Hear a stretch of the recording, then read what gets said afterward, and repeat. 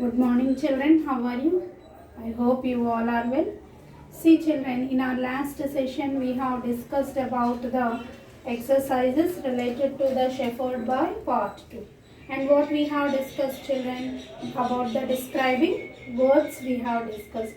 Today, Nana, regarding this chapter only, we are going to discuss about punctuations.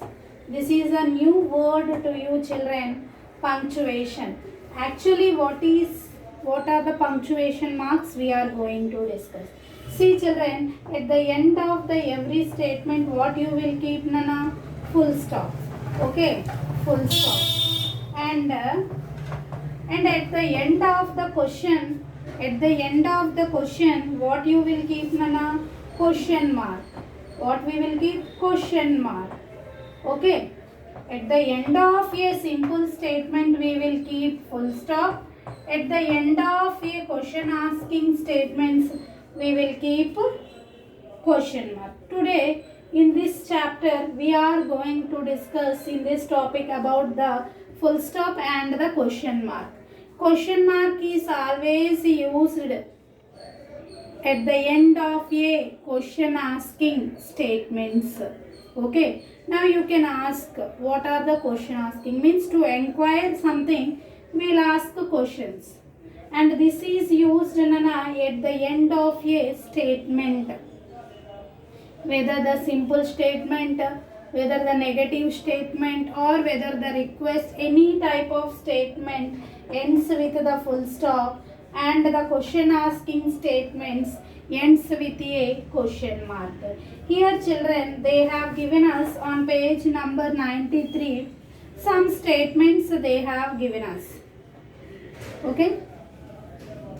Now let us check where we have to keep full stop and where we have to keep question mark. Some statements they gave and they told us to keep whether it is there we have to keep full stop or there we have to keep question mark. Let us discuss.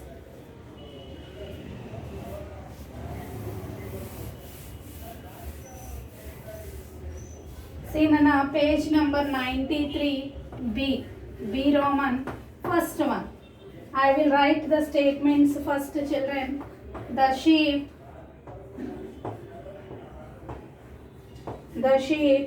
started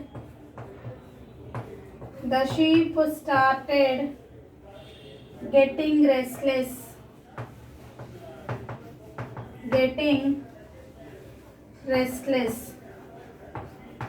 Okay. Next one. Nandu ran up the tree. Nandu ran up the tree. Nandu ran up the tree. Coming to the third one, children. What could it be? What could it be? Coming to the fourth one, children. Why is Nandu shouting? Why is Nandu shouting? Coming to the fifth one, children. The wolf ran away. The wolf ran away. The wolf ran away. Sorry, here not there any mark. The wolf ran away. Now let us see, Nana, these statements we have to end with whether with a full stop or a question mark. If you observe the given statement, the sheep started getting restless. It's not a question, it's a simple statement. So we have to end this statement with the full stop. Okay? Coming to the second one, Nandu ran up the tree. Nandu ran up the tree. It is also a simple statement. So I am keeping here full stop. Coming to the next one, what could it be? What could it be denotes as the question. So we have to keep here question mark. Why is Nandu shouting? Why is Nandu shouting? Here it is also a question mark. So I am keeping here a question mark here. The wolf ran away. It is a simple statement. So I am keeping full stop here. So in this way, children, we have to be very clear with the punctuation mark.